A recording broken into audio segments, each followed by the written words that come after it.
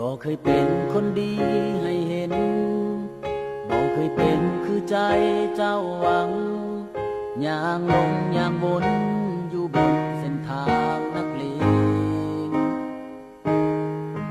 บ่เคยฟังคำเจ้าที่เตือนเอาแต่หมู่แต่เพื่อนเป็นใหญ่ก็เรื่องวุ่นวายเลวร้ายเอาไว้มากมายมามื้อนี้หูโตก็สายเกินไปที่โกกลับใจบ่มีความหมายบ่มีผู้ใดยอมรับหนีให้ตายปานใดใครก็คงบ่เชื่อหนีให้ตายปานใด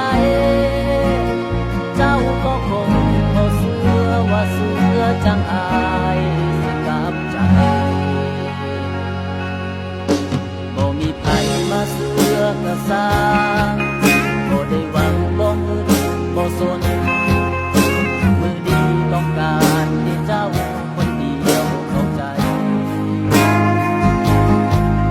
บ่ได้มาเพื่อฝึกความรักบ่ได้หวังให้เจ้ากลับมาอายหูอายเล่นนักหนาขอไปตามทางมามื้อนี้หูโตก็สายเกินไป